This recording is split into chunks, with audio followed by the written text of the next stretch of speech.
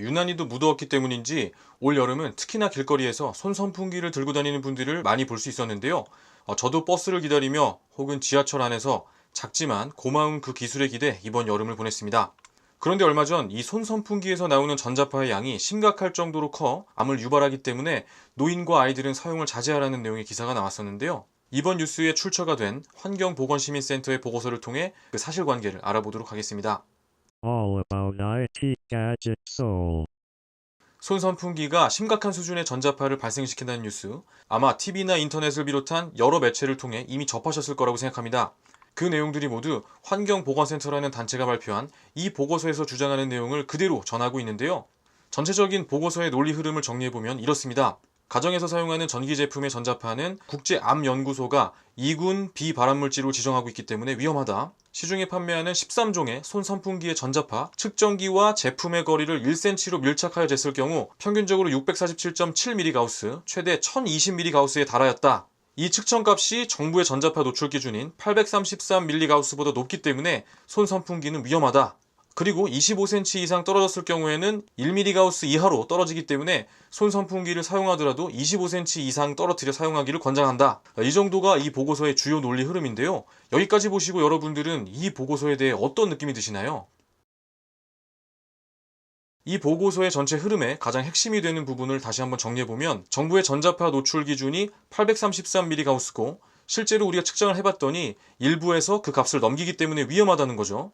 우선 여기에 등장하는 이 833mGauss라는 전자파 안전 기준에 대해 다시 한번 살펴볼 필요가 있는데요. 먼저 전기에는 교류와 직류가 있죠. 그런데 결론적으로 보고서에서 위해 여부의 기준점으로 삼고 있는 833mGauss는 진동수가 60Hz인 교류와 관련된 기준값입니다.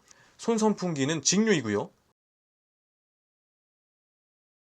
이 833mGauss가 어떻게 나온 값인지를 살펴보면 이것이 교류에 관련된 내용임을 다시 한번 확인해 볼 수 있는데요. 진동수가 60Hz면 833mGauss가 나오는지 확인을 하는 역산의 과정입니다. 여기 보시면 이 60Hz, 이것을 kHz로 환산하면 0.06kHz이기 때문에 바로 이 부분에 해당하죠. 이 끝부분에 자석 밀도 F분의 5가 있습니다. 여기에 F값, 그러니까 60Hz를 대입하면 83.3마이크로테슬라가 나오고 10을 곱해서 밀리가우스로 단위를 환산하면 833이 도출됩니다. 60Hz의 교류에 해당하는 내용이 맞죠. 그런데 손선풍기는 직류 제품이기 때문에 결론까지 가기도 전에 이 보고서의 전제가 이미 잘못되었습니다. 그럼 과연 직류 제품의 안전 기준값은 얼마냐 하는 부분이 있죠. 직류는 파동이 없기 때문에 여기 이 구간에 해당하겠죠. 4만 마이크로테슬라. 여기에 10을 곱해 단위를 밀리가우스로 환산하면 833mGauss가 아니라 40만 mGauss가 되는 겁니다. 그렇게 이 보고서의 논리대로 결론을 도출하면 오히려 손선풍기는 안전하다는 결론이 나옵니다.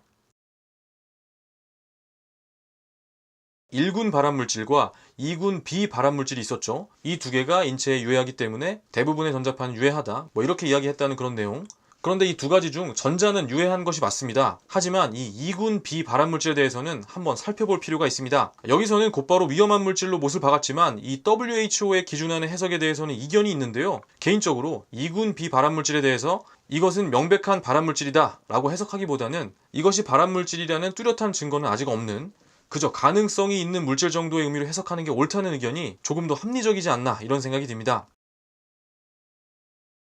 이 내용이 이번 보고서에서 실행한 실험의 결과값이죠. 측정기를 제품에 밀착하였을 때, 즉 거리가 1cm였을 때의 측정값 중의 일부가 교류의 안전 기준인 833mGauss를 넘었다는 점을 통해 손선풍기가 위험하다는 결론을 도출하였죠. 그런데 이 안전 기준이 틀리지 않았다고 가정하여도 데이터 해석에 문제가 있습니다. 안전 기준치를 넘었기 때문에 위험하다는 결론을 내릴 때 사용한 데이터가 1cm였을 경우죠. 그런데 결론에서는 25cm를 띄워서 사용하라는 이야기를 하고 있습니다. 실제로 이 833mGauss의 안전 기준이 틀리지 않았다 가정하고 이 데이터를 해석을 해보면 25cm를 떼라는 결론보다는 5cm만 떼도 유의미한 수준으로 감소한다, 혹은 적어도 15cm는 떼고 사용하라, 이런 결론을 내는 것이 더 합리적으로 보이죠. 앞서도 언급한 것처럼 사회 전반에서 이러한 목소리를 계속해서 내줘야 된다고 생각하고, 특히나 노약자분들이나 아이들의 건강과 관련된 부분은 그 어떤 것만큼이나 중요한 부분이겠습니다. 그렇지만 잘못된 전제에서 출발하여 잘못된 방식으로 내린 결론이 사회 전반에 혼란을 주게 된다면 이 또한 반드시 지양해야 하는 그런 부분이 되겠습니다.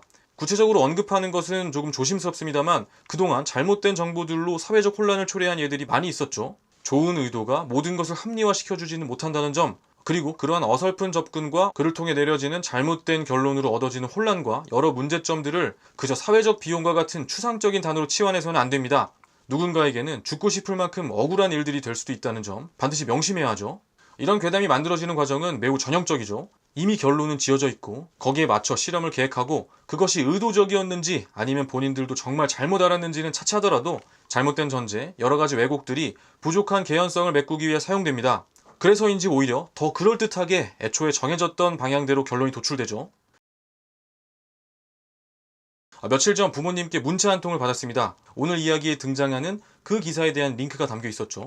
아이에게 손선풍기를 사준 저의 행동이 몹시 후회되고 무엇보다 아이에게 미안한 감정이 앞섰는데요. 저와 비슷한 경험을 하신 분들이 분명히 계실 거라고 생각합니다. 전자파 당연히 주의해야 합니다. 그리고 아이들로부터 그것을 완전히 차단할 수 있다면 더욱 좋겠지만 이미 휴대폰을 비롯해 너무도 많은 전자제품에 둘러싸여 살고 있는 2018년의 오늘입니다. 적어도 이 손선풍기를 25cm를 띄워 사용하라는 내용이 담긴 보고서 때문에 불안해하거나 아이들에게 마치 발암물질을 선물한 듯한 그런 죄책감은 내려놓으셔도 된다. 다시 한번 꼭 말씀드리고 싶습니다. 오늘의 에피소드에 관련해 보고서에 대해 조롱하거나 비난하고자 함이 아님을 말씀드리고 싶습니다. 수소문한 끝에 해당 보고서를 작성한 분과 이야기를 직접 나눌 수 있었는데요. 관련 분야를 전문적으로 공부하신 공학도나 그런 분들은 아니시고 순수한 의도와 걱정스러운 마음에서 해당 보고서를 준비하셨다는 점을 확실히 느꼈고 저도 역시 앞으로 더 멋있는 보고서들이 나왔으면 하는 마음에서 오늘의 에피소드를 준비했다는 점 다시 한번 말씀드리고 싶습니다. 자, 한창 태풍이 북상하고 있는데요. 아무 피해 없는 안전한 8월이 될 거라 믿습니다. 긴 내용 시청해주셔서 감사하고요. 오늘도 행복한 하루 보내십시오.